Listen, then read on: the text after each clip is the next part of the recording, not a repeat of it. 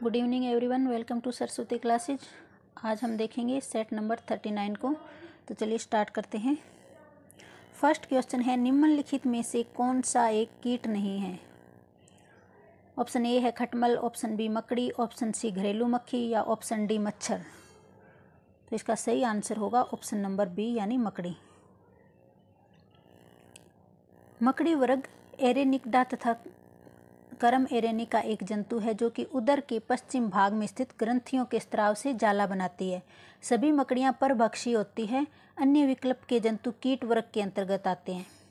इनमें 3 जोड़ी टांगें पाई जाती है जो कि सभी कीटों का एक विशिष्ट गुण है। मकड़ी कीटों के अंतर्गत नहीं आती क्योंकि इनमें 8 टांगें पाई जाती है।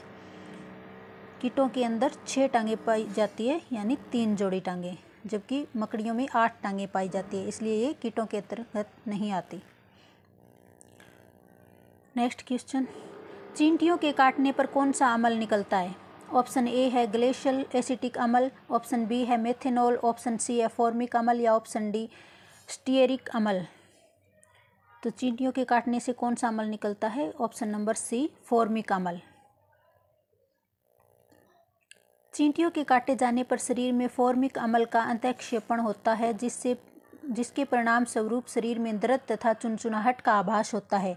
फॉर्मिक अम्ल एक कार्बनिक यौगिक है जो कि कार्बोक्सिलिक श्रेणी का प्रथम सदस्य है, जिसका दैनिक उपयोग जीवाणुनाशी के रूप में रबर के व्यवसाय तथा फलों के रसों को सुरक्षित रखने में किया जाता है। नेक्स्ट क्वेश्चन है क्वेश्चन नंबर 3। मकड़ियों द्वारा उत्पादित रेशम क्या कहलाता है? ऑप्शन ए है टसर रेशम, ऑप्शन बी मूंगा रेशम, ऑप्शन सी है गोसमीर रेशम या ऑप्शन डी अहिंसा रेशम। तो इसका सही आंसर होगा ऑप्शन नंबर सी यानी गोसमीर रेशम मकड़ियों द्वारा उत्पादित रेशम होता है।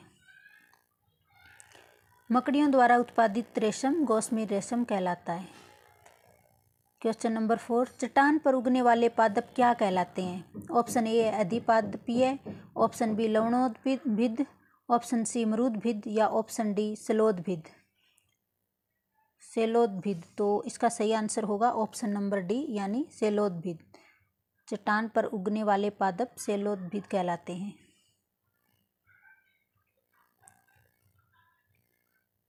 क्वेश्चन नंबर 5, निम्नलिखित में से कौन से प्राणी अपने आंत्र में जल का संग्रहण कर लेते हैं? ऑप्शन ए है मोलाक, ऑप्शन बी ऊंट, ऑप्शन सी जेब्रा या ऑप्शन डी हाथी। तो ऑप्शन नंबर बी होगा इसका सही आंसर। ऊंट जो है अपने आंत्र में जल का संग्रह कर लेते हैं।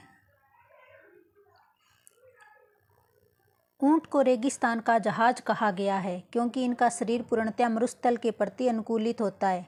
इनके पैर गद्देदार होते हैं, उनकी लय अति धीमी होती है तथा यह एक बार में अत्यधिक जल को पीकर जल का संग्रह अपने अंतर में कर लेते हैं, जिससे कई दिनों तक उन्हें जल की आवश्यकता नहीं होती। पौधे के कौन से भाग से हल्दी प्राप्त होती है? ऑप्शन ए है जड़, ऑप्शन बी फल, ऑप्शन सी पुष्प या ऑप्शन डी तना। तो इसका सही आंसर होगा ऑप्शन नंबर डी यानी तने से जो है हल्दी प्राप्त की जाती है। पौधे के तने के भाग से हल्दी प्राप्त किया जाता है। हल्दी के पौधे का खाने लायक हिस्सा प्रकंद है जो कि एक अंतर्भौमिक रूपांतरित तने का एक प्रकार है। हल्दी का पौधा एक प्रक्रिया बहुवर्षीय शाकीय पौधा है जिसका वानस्पतिक नाम कुल जिजीब्रेसी के अंतर्गत आता है। इसकी उत्पत्ति स्थल उष्णकटिबंधीय दक्षिणी एशिया है। इसका उपयोग औषधि, मसाले तथा रंग कारक इत्यादि के रूप में किया जाता है। क्वेश्चन नंबर 7, लहसुन की अभिलाक्षणिक गंध का कारण क्या है? ऑप्शन ए है क्लोरो यौगिक, ऑप्शन बी सल्फर यौगिक, ऑप्शन सी फ्लोरीन यौगिक या ऑप्शन डी एसिटिक। तो लहसुन की अभिलाक्षणिक गंध का प्रमुख कारण है ऑप्शन नंबर बी यानी सल्फर यौगिक। लहसुन की अभिलाक्षणिक गंध का कारण गंधक यौगिक यानी सल्फर यौगिक है। इसके अलावा प्याज, सरसों के तेल आदि में भी सल्फर पाया जाता है। लहसुन का तेल वाष्पशील होने के कारण सक्रिय गुण रखता है। इस तेल में सल्फर की प्रचुर मात्रा पाई जाती है। नेक्स्ट क्वेश्चन नंबर 8, जीवन चक्र की दृष्टि से पौधे का सबसे महत्वपूर्ण अंग कौन सा है? ऑप्शन ए है पुष्प, ऑप्शन बी पत्ती, ऑप्शन सी तना या ऑप्शन डी जड़। तो इसका सही आंसर होगा ऑप्शन नंबर ए यानी पुशअप। जीवन चक्र की दृष्टि से पौधे का सबसे महत्वपूर्ण अंग पुष्प है। यह पौधे के प्रजनन में सहायक होता है। एक पुष्प में पुंकेसर और स्त्री केसर मिलकर प्रजनन भागों का निर्माण करते हैं। Next question number 9। मलेरिया रोग की प्रभावी औषधि कुनेन का निष्कर्षण किससे किया जाता है? ऑप्शन ए है सिनेमन की छाल से, ऑप्शन बी सिनकोना की छाल से, ऑप्शन सी तुलसी की पत्तियों से, या ऑप्शन डी पीपल की पत्तियों से। तो इसका सही आंसर होगा सिनकोना की छाल से। कुनेन मलेरिया के उपचार के लिए प्रमुख औषधि है जिसे सिनकोना नामक पौधे की छाल से प्राप्त किया जाता है। यह पौधा एक आवर्तबीजी पादप है। कुनेन एक प्राकृतिक श्वेत क्रिस्टलीय एल्केलाइड है जिसका स्वाद तीखा होता है। इसका उपयोग जोड़ों के दर्द तथा प्रियान उत्पन्न रोगों के उपचार में किया जाता है। क्वेश्चन नंबर 10 देख लीजिए। हेरोइन किस से प्राप्त होती है? ऑप्शन ए है भांग से, ऑप्शन बी अफीम पोस्ता से, ऑप्शन सी तंबाकू से, या ऑप्शन डी सुपारी से। तो हेरोइन प्राप्त होती है अफीम पोस्ता से। ऑप्शन नंबर बी होगा सही आंसर।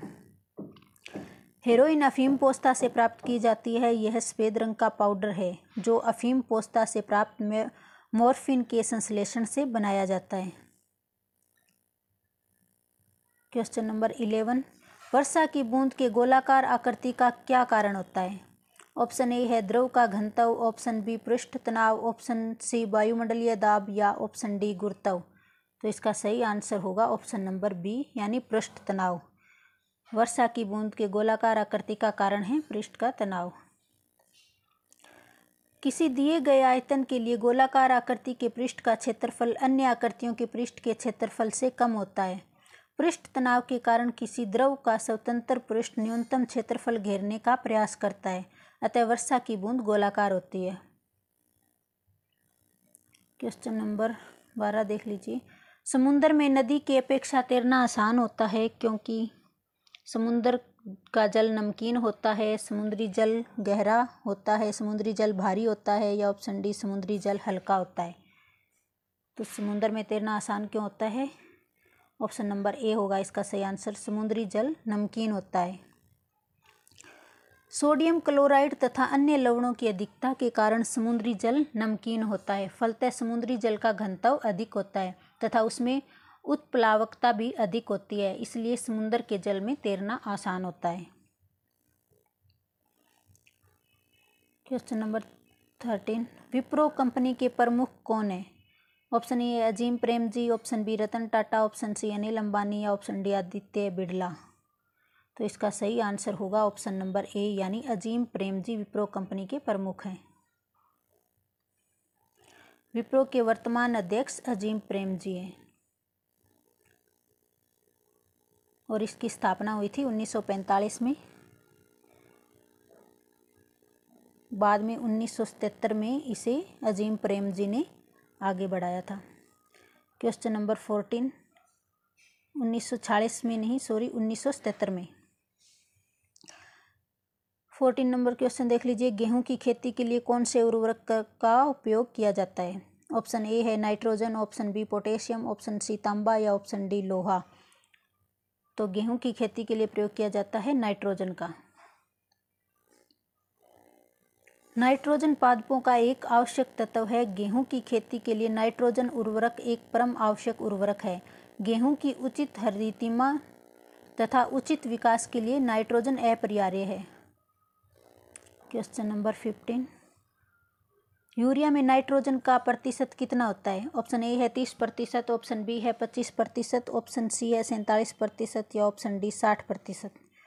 तो इसका सही आंसर होगा ऑप्शन नंबर सी 47%। यूरिया एक कार्बनिक यौगिक है। यूरिया में लगभग 40.7% नाइट्रोजन एमाइड के रूप में उपस्थित होता है। कार्बनिक रसायन के क्षेत्र में से कार्बामाइड भी कहा जाता है। तो इसमें लगभग 47% तक नाइट्रोजन होता है यूरिया के अंदर। तो आज की हमारा जो वीडियो है यहीं समाप्त होती है। नेक्स्ट वीडियो में फिर मिलेंगे, तब तक के लिए धन्यवाद।